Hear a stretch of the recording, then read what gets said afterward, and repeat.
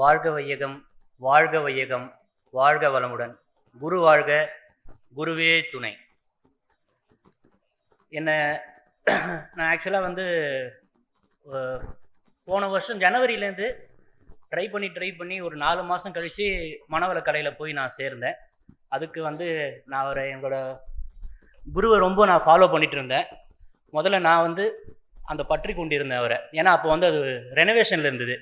ஜனவரியிலேருந்து மே வரைக்கும் ஃபாலோ பண்ணி தான் நான் ஃபஸ்ட்டு இதில் ஜாயின் பண்ணேன். அதுக்கப்புறமா பாவம் அவர் என்ன பட்டிட்டு இருக்காரு, அவரோட தான் நான் இங்கே வந்தேன்.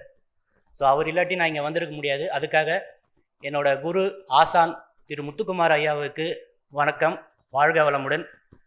இங்கே வந்து நிறைய ஆசிரியர்கள் நமக்கு பாடம் எடுத்தாங்க. ரொம்ப சுருங்க சொல்லி விளங்க செய்தாங்க, வெறிய செஞ்சாங்க. அவர்கள் அனைவருக்கும் வாழ்க வளமுடன். இப்பேற்பட்ட ஒரு மேடையில் மகரிஷி இருந்த இடத்துல நம்ம எல்லாரும் இருக்கிறோம். நம்ம அனைவருமே வாழ்க வளமுடன்.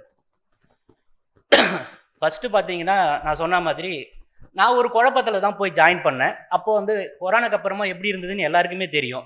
ஸோ அந்த ஒரு பிரச்சனையில் நான் வேலைக்கு போகலாமா, இல்லை நான் வியாபாரத்தை கண்டினியூ பண்ணலாமா அப்படின்னு ஒரு இதில் வந்து நான் போகும்போது ஒரு கொஞ்ச நாள் பொறுத்து என் குருக்கிட்ட கேட்டேன், ஐயா நான் என்ன பண்ணலான்னு. அவர் ஒரே ஒரு வார்த்தை சொன்னார், துரிய தவம் பண்ணுங்க, தவத்தில் உட்காந்து நீங்கள் யோசிங்க, உங்களுக்கு ஒரு முடிவு கிடைக்கும்னாரு.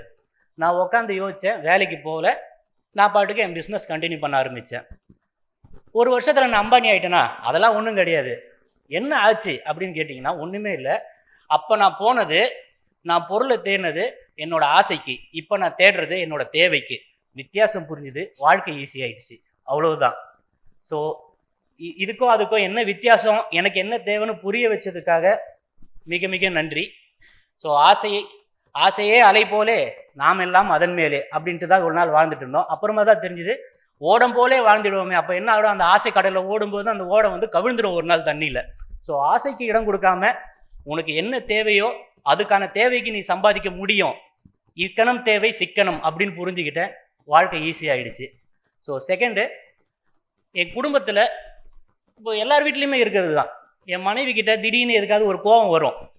அப்போ கோபம் வரும்போது எங்கள் 2 பேருக்கு வாக்குவாதம் வரும்போது அவங்க சரி, அவங்களுக்கு பெரிய மனசு பாவம், எப்பயுமே சரி எங்க சாப்பிடாம சண்டை போட்டுட்ருக்கீங்க, இந்தாங்க சாப்பாடு, சீப்போ, உதருவோமா மாட்டோமா, எல்லாருமே செய்வோம். அவள் உடனே ஒன்று சொல்லுவா, மீசக்கார நண்பா உனக்கு ரோஷம் அதிகண்டான்னு. உடனே நான் ரியலைஸ் பண்ணுவேன் தப்பு எந்துன்ட்டு. ரோஷம் அதிகம், அதை விட பாசமும் அதிகமா அப்படின்னு நான் சொல்லுவேன். பட் இதெல்லாம் தேவையா அப்படின்னு பார்த்தீங்கன்னா கிடையாது. ஸோ நம்ம வந்து எல்லாருமே ஒன்று. அப்படி எங்கே வந்து எனக்கு பிரச்சனை வருதுன்னா, நான் அதிகாரம் பண்ணுறாங்க, அந்த அதிகாரம் வந்து அந்த ஆணவம், மமதை, கர்வம், ஆம்பலன்ற திமிரு வந்தது. அதெல்லாம் இப்போ எதுவுமே இல்லை. கடைசியாக ஒன்று சொல்லிக்கிறேன். இந்த ஆழியாருக்கு வந்து அறிவு கோயிலுக்கு அறிவில்லாமல் தான் வந்தேன். அறிவுனா என்னன்னு தெரியாமல் தெய்வம் எதுன்னு தேடிட்டு வந்தேன். அறிவும் நீ தான், ஆதவனும் நீ தான், அதுவும் நீ தான், இதுவும் நீ தான், எல்லாமே நீ தான், எங்கெங்கேயோ போய் தேடிட்டு இருக்காதுன்னு ஒரே வார்த்தையில் விளக்க வர கொடுத்துட்டாங்க. அதோட லைஃபே ஃபுல்ஃபில் ஆன மாதிரி இருக்குது. நான் ஒரு வாட்டி வியட்நாம் போயிருந்தேன். அங்கே வந்து என்னோட கைடு கிட்ட கேட்டிருந்தேன், ஏங்க இங்கெல்லாம் பெக்கர்ஸே காணுமே, நான் காலையிலேருந்து தேடிட்டு இருக்கேனே அப்படின்ட்டு. அவனுக்கு அதோட மீனிங்கே புரியல, பெக்கர்ஸ்னா என்ன அப்படின்ட்டு. பிச்சைக்காரங்க காணும்னு கேட்குறேன், அவனுக்கு மீனிங் தெரியல. ஸோ அப்புறமா நான் சொன்னேன், அவனுக்கு எப்படி புரிய வைக்கிறதுன்னு தெரியல. அம்மா அப்பா அப்படின்னா அவனுக்கு அதுவும் புரியல. அந்த மாதிரி அங்கே ஒரு எதுவுமே கிடையாது. ஸோ பிச்சைக்காரர்கள் இல்லாத உலகம் இங்கே இருக்குது அப்படின்னா இங்கேயும் நம்மளால உருவாக்க முடியும். அதுக்கு தேவையான அறிவு நம்ம தான் உலகத்தில் எடுத்து போய் கொடுக்கணும். அந்த அறிவை நம்ம உலகத்தில் எடுத்து போய் கொடுக்கறதுக்கு இந்த விதைத்த விதையை நான் செடியாக, கொடியாக, மரமாகி நிறைய பழங்களுக்காக அந்த அறிவு பழத்தை நிறைய பேருக்கு கொடுக்கணும். அதுக்கு முதல்ல அதை வந்து நான் என் வீட்டுக்கு கொடுக்கணும். வீட்டுக்கு கொடுக்கறதுக்கு முன்னாடி நான் முதல்ல மாறணும். ஸோ இந்த மாற்றம் வந்ததுன்னா எல்லாமே மாறுன்ற உலக அமைதி கண்டிப்பாக வரும்ன்ட்டு சொல்லி வாழ்க வளமுடன்.